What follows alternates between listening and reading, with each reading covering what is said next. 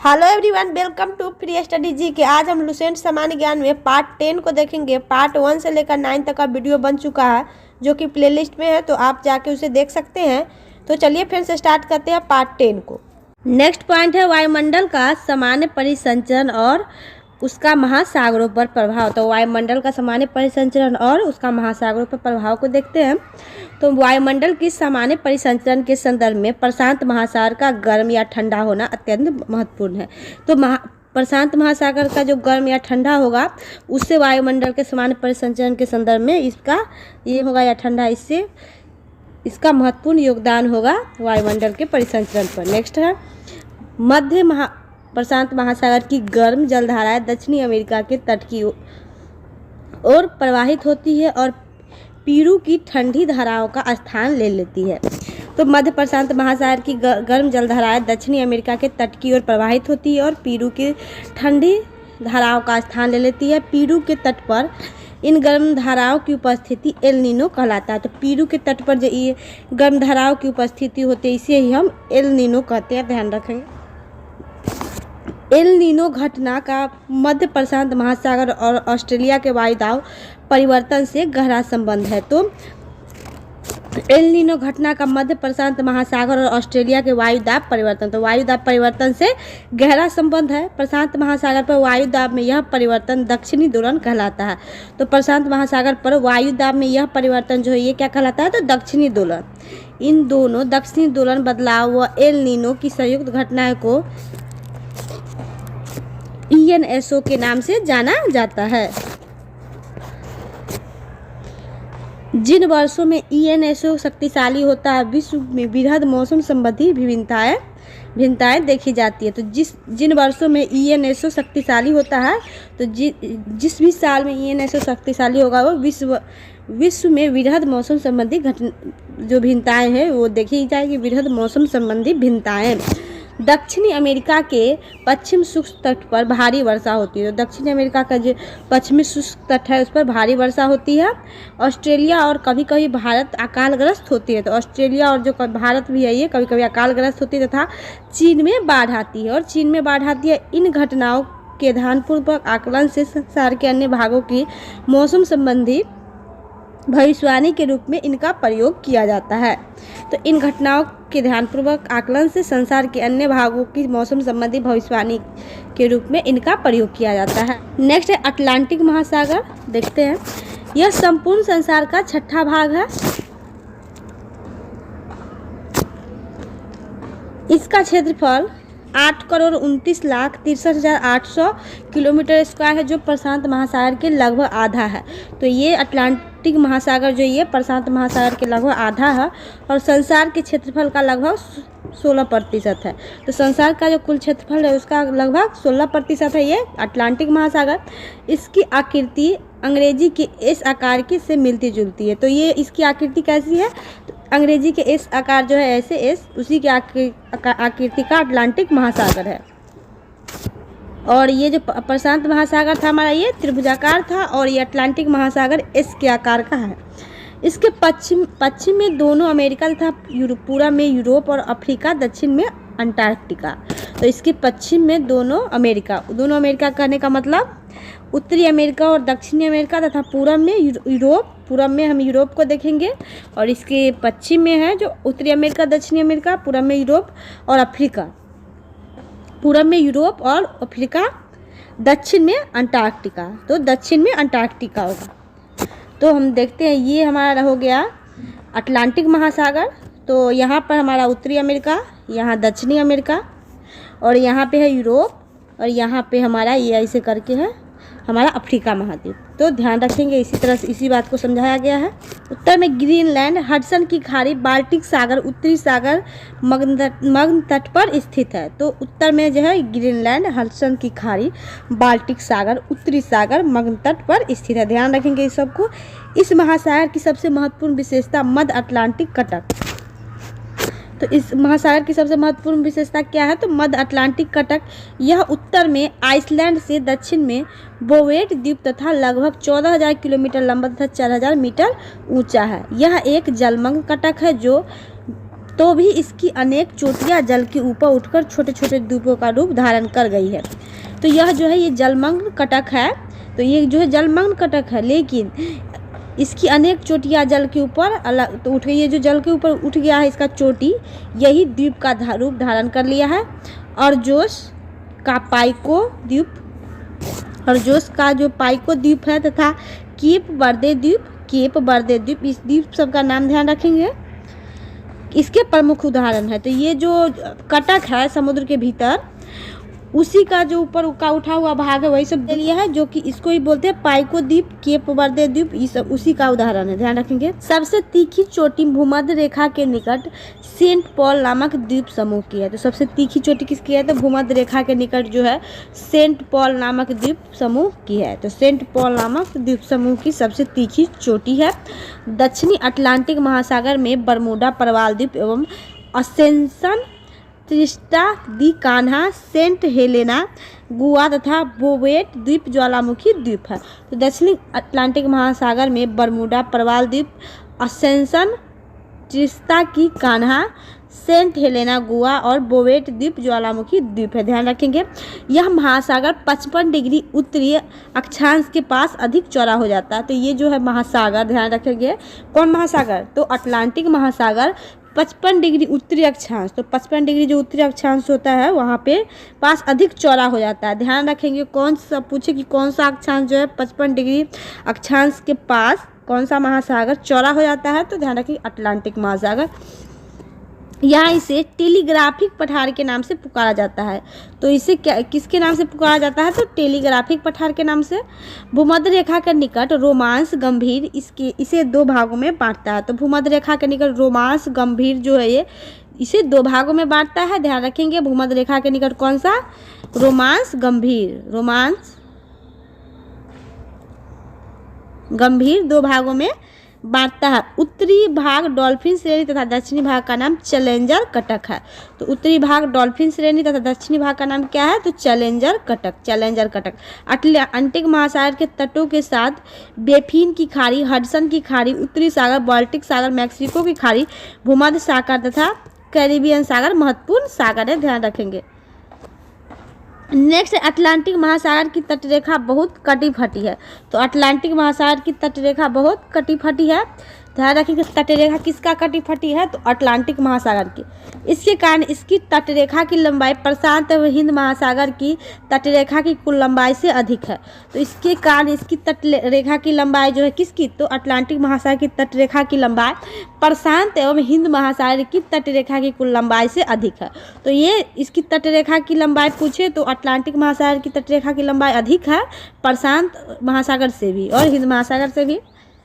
कटी फटी तटरेखा पर बहुत अच्छे बंदरगाह होते हैं। तो ध्यान रखेंगे, कैसी तटरेखा पर बहुत अच्छे बंदरगाह होते हैं? तो कटी फटी तटरेखा जो होगी उस पर बहुत अच्छे बंदरगाह होते हैं। नेक्स्ट, व्यापार की दृष्टिकोण से अटलांटिक महासागर संसार का सबसे अधिक व्यस्त महासागर है। तो व्यापार की दृष्टिकोण से अटलांटिक महासागर संसार का सबसे अधिक व्यस्त महासागर है, ध्यान रखेंगे। व्यापार की दृष्टिकोण से पूछे कि कौन सा महासागर सबसे व्यस्त महासागर है? तो अटलांटिक महासागर। नेक्स्ट है हिंद महासागर। तो इसको देखते हैं। इसके उत्तर में एशिया महाद्वीप, तो हमारा जो हिंद महासागर है उसके उत्तर में क्या है? एशिया महाद्वीप, दक्षिण में अंटार्कटिक महाद्वीप, पूर्व में ऑस्ट्रेलिया महाद्वीप तथा पश्चिम में अफ्रीका महाद्वीप है। तो इसके हमारा जो हिंद महासागर उसके उत्तर में एशिया महाद्वीप, दक्षिण में अंटार्कटिक महाद्वीप, पूर्व में ऑस्ट्रेलिया महाद्वीप तथा पश्चिम में जो है अफ्रीका महाद्वीप है, ध्यान रखेंगे। यह एक अर्ध महासागर है। तो ये जो हिंद महासागर है एक अर्ध महासागर है। इसका कुल क्षेत्रफल 7,34,25,500 वर्ग किलोमीटर है, ध्यान रखिए। इसका क्षेत्रफल कितना है? तो 7,34,25,500 वर्ग किलोमीटर है। यह एक तरफ प्रशांत महासागर से और दूसरी तरफ अटलांटिक महासागर से मिला है। तो ये एक तरफ से प्रशांत महासागर से और दूसरी तरफ अटलांटिक महासागर से मिला हुआ है हिंद महासागर। कर्क रेखा इस महासागर की उत्तरी सीमा है। तो कर्क रेखा जो है ये हिंद महासागर की उत्तरी सीमा है, ध्यान रखेंगे। इसमें भारत के दक्षिणी पश्चिमी तट के समीप लक्षद्वीप तथा मालदीव प्रवाल द्वीपों का उदाहरण है। तो इसमें भारत के दक्षिणी पश्चिमी तट जो है भारत का के समीप उसके समीप जो है दक्षिणी पश्चिमी तट के समीप लक्षद्वीप तथा मालदीव प्रवाल द्वीपों के उदाहरण है। तो लक्षद्वीप और मालदीव जो है ये प्रवाल द्वीप के उदाहरण है। मॉरिशस और रीयूनियन द्वीप ज्वालामुखी प्रक्रिया के से उत्पन्न हुए द्वीप है। तो मॉरिशस जो और रीयूनियन द्वीप, ध्यान रखेंगे मॉरिशस और रीयूनियन द्वीप जो है ये ज्वालामुखी प्रक्रिया से उत्पन्न द्वीप है, और ये लक्षद्वीप और मालदीव जो है प्रवाल द्वीपों के उदाहरण रखेंगे। ध्यान रखेंगे कौन सा प्रवाल द्वीप है और कौन सा ज्वालामुखी प्रक्रिया से उत्पन्न द्वीप है। तो मॉरिशस और रीयूनियन द्वीप, मॉरिशस और रीयूनियन द्वीप ज्वालामुखी प्रक्रिया से उत्पन्न द्वीप है, और ये लक्षद्वीप और मालदीव जो है प्रवाल द्वीपों के उदाहरण है।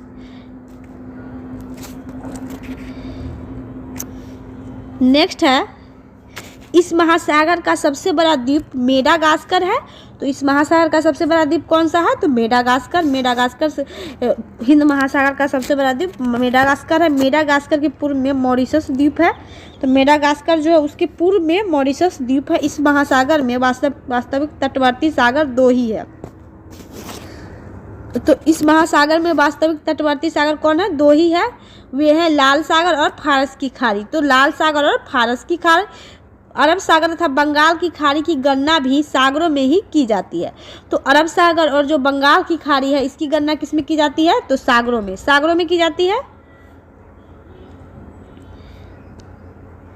लेकिन ये हिंद महासागर के उत्तरी विस्तार मात्र ही है। तो ये क्या है? हिंद महासागर के उत्तरी विस्तार मात्र ही अरब सागर और बंगाल की खाड़ी, ये हिंद महासागर का उत्तरी विस्तार मात्र ही है। डियागो गार्सिया द्वीप इसी महासागर में है। तो डियागो गार्सिया द्वीप जो है, ध्यान रखेंगे डियागो गार्सिया द्वीप हिंद महासागर में है। नेक्स्ट है आर्कटिक महासागर। आर्कटिक महासागर को देखते हैं। तो आर्कटिक महासागर यह उत्तरी ध्रुव के चारों ओर है। तो आर्कटिक महासागर ये कहाँ है? उत्तरी ध्रुव जो है हमारा उसके चारों ओर आर्कटिक महासागर। तो माना कि ये पृथ्वी है और यहाँ पे हमारा उत्तरी ध्रुव होगा, तो इसके चारों ओर क्या है? हमारा आर्कटिक महासागर। लोकेशन अब देख लिए, देखते हैं नेक्स्ट आगे क्या है। यह आर्कटिक वृत्त के अंदर स्थित है। तो ये कहाँ स्थित है? आर्कटिक वृत्त के, ये आर्कटिक वृत्त के अंदर स्थित है। आर्कटिक महासागर वास्तव में यह अटलांटिक महासागर का उत्तरी विस्तार ही है। तो ये जो आर्कटिक महासागर ये प्रशांत महासागर का उत्तरी विस्तार है। वास्तव में कहे तो यह बेरिंग जल संधि नामक उथले समुद्र के संकेत द्वारा संकरे भाग द्वारा प्रशांत महासागर से जुड़ा हुआ है। ध्यान रखिए बेरिंग जल संधि के नामक जो उथले समुद्र के संकरे भाग है, ध्यान रखेंगे बेरिंग जल संधि द्वारा प्रशांत महासागर से जुड़ा है। तो बेरिंग जल संधि द्वारा प्रशांत महासागर से जुड़ा है ये आर्कटिक महासागर। यह यूरोप, एशिया एवं उत्तरी अमेरिका का उत्तरी तटों से घिरा है। तो यह जो है ये यूरोप, एशिया तथा उत्तरी अमेरिका के उत्तरी तटों से घिरा है, उत्तरी तटों से घिरा है। इसका अधिकांश भाग वर्ष भर हिम की मोटी परतों से ढका रहता है। तो इसका अधिकांश भाग जो है ये वर्ष भर हिम की मोटी परतों से ढका रहता है। किसका? तो आर्कटिक महासागर का अधिकांश भाग हिम की मोटी यानी बर्फ की मोटी परतों से ढका रहता है। सेलीब्रिज सागर इसी सागर में है। तो सेलीब्रिज सागर जो है ये कहाँ है? ये आर्कटिक महासागर में सेलीब्रिज सागर है। ध्यान रखेंगे कभी पूछे एग्जाम में कि सेलीब्रिज सागर कहाँ किस महासागर में है, तो ये आर्कटिक महासागर में है, सेलीब्रिज सागर। नेक्स्ट है, नोट दिया महासागरों में सबसे बड़ा प्रशांत महासागर एवं सबसे छोटा आर्कटिक महासागर है। ध्यान रखेंगे सबसे बड़ा प्रशांत महासागर और सबसे छोटा आर्कटिक महासागर। नेक्स्ट है महासागरीय जलधाराएं। महासागरीय एक निश्चित दिशा में बहुत अधिक दूरी तक महासागरीय जल की एक विशाल जल राशि का प्रवाह को महासागरीय जलधारा कहते हैं। तो एक निश्चित दिशा में, तो एक निश्चित दिशा में बहुत अधिक दूरी तक महासागरीय जल की एक विशाल जल राशि के प्रवाह को महासागरीय जलधारा कहते हैं। ध्यान रखेंगे धारा 2 प्रकार की होती है, गर्म जलधारा और ठंडी जलधारा। देखते हैं गर्म जलधारा को, निम्न अक्षांशों में उष्ण कटिबंधों की उच्च समशीतोष्ण और उपध्रुवीय कटिबंधों की ओर बहने वाली जलधाराओं को गर्म जलधारा कहते हैं। तो निम्न अक्षांशों में उष्ण कटिबंधों से उच्च समशीतोष्ण और उपध्रुवीय कटिबंधों की ओर बहने वाली जलधाराओं को गर्म जलधारा कहते हैं। ये प्रायः भूमध्य रेखा से ध्रुवों की ओर चलती है। इनके जल का तापमान मार्ग में आने वाली जल के तापमान से अधिक होता है, अतः ये धाराएं जिन क्षेत्रों में चलती है वहाँ का तापमान बढ़ा देती है। ध्यान रखेंगे। तो गर्म जलधारा को एक बार देखते हैं। निम्न अक्षांशों में उष्ण कटिबंधों से उच्च समशीतोष्ण और उपध्रुवीय कटिबंधों की ओर बहने वाली जलधाराओं को गर्म जलधारा कहते हैं। ये प्रायः भूमध्य रेखा से ध्रुवों की ओर चलती है। इनके जल का तापमान मार्ग में आने वाली जल के तापमान, तो उसके रास्ते में जो जल आता है उसके तापमान से अधिक होता है। ये धाराएं जिन क्षेत्रों में चलती है वहाँ का तापमान बढ़ा देती है, ध्यान रखेंगे।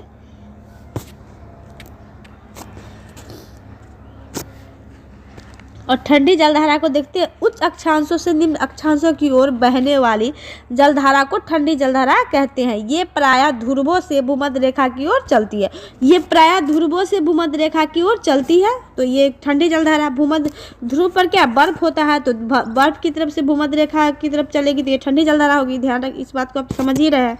इनके जल का तापमान रास्ते में आने वाले जल के तापमान से कम होता है, होगा ये, क्योंकि ध्रुवों पर ही बर्फ होता है और रास्ता में तो धूप सब ज़्यादा, ध्रुव पर तो बर्फ ज़्यादा पाया जाता है, उसके कारण वहाँ जो जल होगा वो ठंडा ही होगा। तो ये जब भूमध्य रेखा की तरफ आएगा तो रास्ता का जो जल होगा वो तो गर्म होगा ही। तो इस बात को इसमें बताया गया हो, आप इसको देखें। अतः ये धाराएं जिन क्षेत्रों में चलती है वहाँ तापमान घटा देती है। नेक्स्ट, उत्तरी गोलार्ध की जलधारा अपनी दाईं ओर तथा दक्षिणी गोलार्ध की जलधारा अपनी बाईं ओर प्रवाहित होती है। यह कोरियोलिस बल के प्रभाव से होता है। तो कोरियोलिस बल के प्रभाव से क्या होता है, उत्तरी गोलार्ध की जलधाराएं होती है वो अपनी दाईं ओर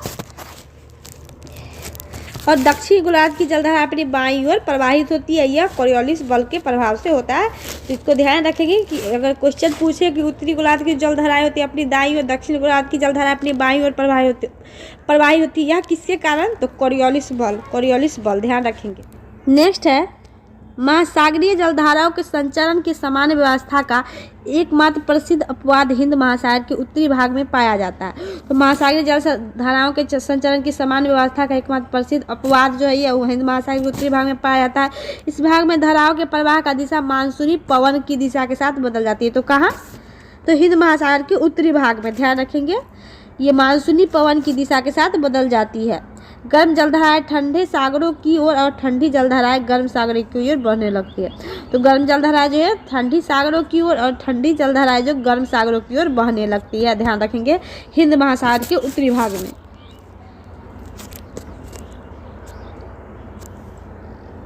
नेक्स्ट देखते हैं प्रशांत महासागर की गर्म जलधारा, प्रशांत महासागर की ठंडी जलधाराएं कौन कौन है।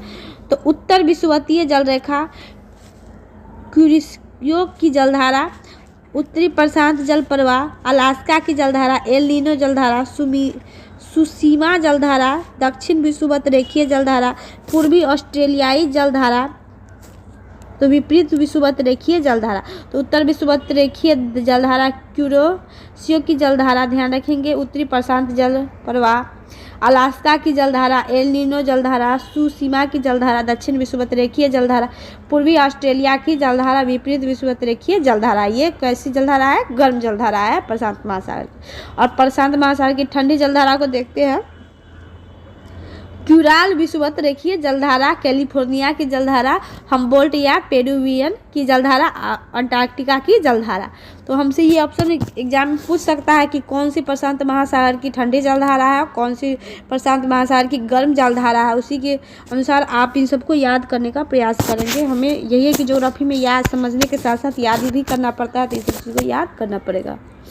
नेक्स्ट देखते हैं, और 9 नंबर तो ऊपर में हो गया विपरीत विषुवतरेखीय जलधारा। और देखते अटलांटिक महासागर की, ऊपर दिया था प्रशांत महासागर की गर्म ठंडी जलधारा, अब नीचे दिया है अटलांटिक महासागर की गर्म जलधारा और ठंडी जलधारा। इसको देखते हैं। तो अटलांटिक महासागर की गर्म जलधारा को देखते हैं।